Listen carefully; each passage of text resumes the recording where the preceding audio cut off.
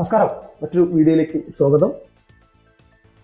മലയാള മാധ്യമ പ്രവർത്തകരിലെ ശ്രദ്ധേയനായിട്ടുള്ള ഒരു വ്യക്തിയാണ് ഡോക്ടർ അരുൺകുമാർ. തൻ്റെ പ്രവർത്തന മേഖലയിൽ വ്യക്തിമുദ്ര പതിപ്പിച്ച അപൂർവം പേരിലൊരാൾ. നല്ല ശൈലിക്കുടമയാണ് അദ്ദേഹം. അദ്ദേഹത്തിന് ഒരേ ഒരു കുഴപ്പമേയുള്ളൂ.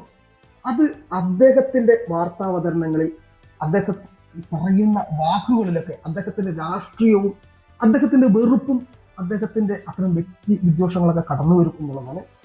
ജാതിബോധം അതിലപ്പുറം അദ്ദേഹം പ്രകടിപ്പിക്കാറുണ്ട് പലപ്പോഴും.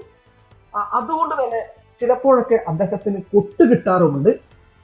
അദ്ദേഹം ഒരു കള്ളം പറയുന്നു. ആ കള്ളം അദ്ദേഹം ഒരു മാധ്യമ ലേഖകനോട് ചോദിക്കുന്നു.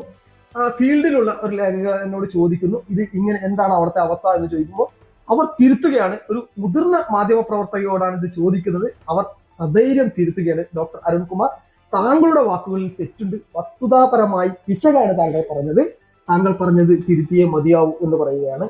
നോക്കൂ, ഒരു മാധ്യമ പ്രവർത്തകൻ എങ്ങനെ ആകരുത് എന്നുള്ളതിനുള്ള ഉദാഹരണം കൂടിയാണ് ആവുകയാണ് നമ്മുടെ അരുൺകുമാർ. വളരെ കഴിവുള്ള അദ്ദേഹം കൃത്യമായി സത്യസന്ധമായി അദ്ദേഹത്തിന്റെ പ്രവർത്തനം കാഴ്ചവെക്കുകയാണ്. ആ പ്രവർത്തനവുമായിട്ട്, അദ്ദേഹത്തിന്റെ ആ മേഖലയുമായിട്ട്, അദ്ദേഹത്തിന്റെ പ്രൊഫഷനുമായിട്ട് അതിനോട് സത്യസന്ധത പുലർത്തുകയാണ്. അദ്ദേഹത്തെ മറികടക്കാൻ കഴിവുള്ള ഒരാളും ഇന്ന് കേരളത്തിൽ ഇല്ല എന്ന് പറയുമ്പോൾ തന്നെ പറയട്ടെ, തന്റെ കയ്യിലിരിപ്പ് കൊണ്ട് മലയാളികൾ വെറുക്കുന്ന ഒരു അവസ്ഥയിലേക്ക് അദ്ദേഹം പോകും എന്നുള്ളത് നമുക്ക് പറയാതെ വയ്യ. എന്തായാലും നിങ്ങൾ ഈ വീഡിയോ ഒന്ന് കാണും.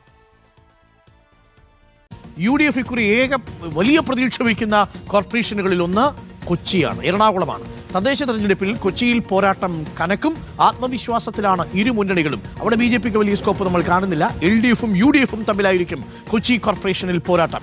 മുന്നേറ്റമുണ്ടാക്കാൻ കഴിയും എന്നാണ് BJPയുടെ പ്രതീക്ഷ. അവിടെ BJP പിടിക്കുന്ന വോട്ട് ആരുടേതാണ് എന്നുള്ളതാണ് ചോദ്യം. കൊച്ചി കോർപ്പറേഷൻ നിലവിൽ ഭരിക്കുന്നത് LDF ആണ്. ലേബി സജീന്ദ്രനുണ്ട്. ലേബി, ഇഞ്ചോടിഞ്ച് പോരാട്ടമായിരുന്നു.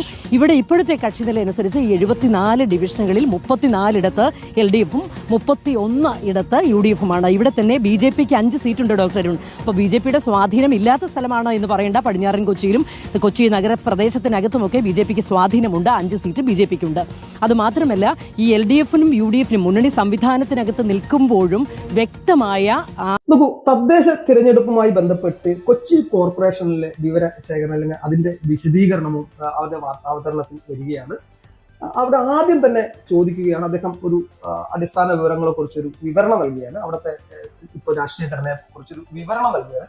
അതിൽ അദ്ദേഹം കൃത്യമായിട്ട് പറയുന്നു, കോൺഗ്രസ് ഇങ്ങനെ പോകുന്നു, CPM ഇങ്ങനെ പോകുന്നു, പക്ഷെ BJP അവിടെ ഒരു ഘടകമേ അല്ല.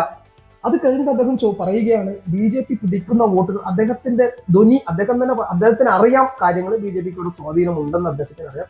അദ്ദേഹം പറയുന്നത് BJP പിടിക്കുന്ന വോട്ടുകൾ ആരെ ബാധിക്കും എന്നുള്ള രീതിയിൽ.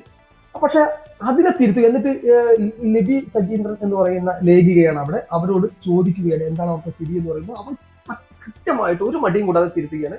BJPക്ക് അവിടെ സ്വാധീനം ഇല്ല എന്ന് പറയുന്നത് വസ്തുതാപരമായി താങ്കൾക്ക് പിശക് പറ്റിയതാണ് എന്നുള്ള രീതിയിൽ പറഞ്ഞുകൊണ്ട് അദ്ദേഹം അവിടെ എന്താണ് അവിടെ സംഭവിക്കുന്നത് ഗ്രൗണ്ട് റിയാലിറ്റി കൃത്യമായിട്ട് പറയുകയാണ്. ഇവിടെ നോക്കൂ, ചില മാധ്യമ ഇലക്ഷൻ ആകുമ്പോൾ BJPക്ക് സാധ്യത ഉണ്ടെങ്കിൽ പോലും അവർ എങ്ങനെയാണ് മാധ്യമ പ്രവർത്തകർ ഇനിയുള്ള ഈ വിവരണങ്ങൾ, വാർത്തകൾ അവതരണ രീതി എങ്ങനെയാണെന്ന് നിങ്ങൾക്ക് ശ്രദ്ധിച്ചാൽ കൃത്യമായി മനസ്സിലാകും. BJPക്ക് അവിടെ വലിയ സാധ്യതയില്ല. ഈ ഒരു പാറ്റേൺ ആയിരിക്കും ഇനിയുള്ള കാലങ്ങളിൽ വാർത്തകൾ ഇലക്ഷൻ കഴിയുന്നത് വരെ വരിക. BJPക്ക് അവിടെ വലിയ സാധ്യതയില്ല. പക്ഷെ BJP പിടിക്കുന്ന വോട്ടുകൾ ഇതിൽ ആരെയാണ് ബാധിക്കുക? അപ്പൊ വോട്ടർമാർക്കിടയിലേക്ക് ഒരു സന്ദേഹം ഇട്ടുകൊടുക്കുക, BJP ജയിക്കില്ല. അങ്ങനെയുള്ള ഒരു ആശയക്കുഴപ്പം സൃഷ്ടിക്കാൻ ബോധപൂർവ്വം ഈ പത്രപ്രവർത്തകർ BJPക്ക് സാധ്യതയില്ല. BJP പിടിക്കുന്ന വോട്ടുകൾ ആരെയാണ് ബാധിക്കുക? അത് ഇവർക്ക് ഇഷ്ടപ്പെട്ട, അതായത് ഒരാൾ തോൽക്കണം എന്ന് വിചാരിക്കും, പക്ഷെ BJPയോട് ഇഷ്ടമുണ്ട്, പക്ഷെ അയാൾ തോൽക്കാതിരിക്കണം. ഈ BJP കൂടുതൽ വോട്ട് പിടിച്ചാൽ അവർക്ക് വെറുപ്പുള്ള ആള് തോൽക്കില്ല. അങ്ങനെ ഒരു കൺഫ്യൂഷൻ, ഒരു ജനങ്ങളുടെ ഇടയിലേക്ക് ഒരു ആശയ സംഘർഷം, ഇല്ലെങ്കിൽ എന്താ പറയാ, ഒരു സന്ദേഹത്തിന് ഇട നൽകിക്കൊണ്ടുള്ള വാർത്താവതരണ രീതി, ഇത് വർഷങ്ങളായി, പതിറ്റാണ്ടുകളായി കേരളത്തിൽ BJPയുടെ വളർച്ച തടയാൻ വേണ്ടി പത്രപ്രവർത്തകർ, ഈ കുബുദ്ധിയുള്ള പത്രപ്രവർത്തകർ ചെയ്യുന്ന ഒരു പതിവാണ്.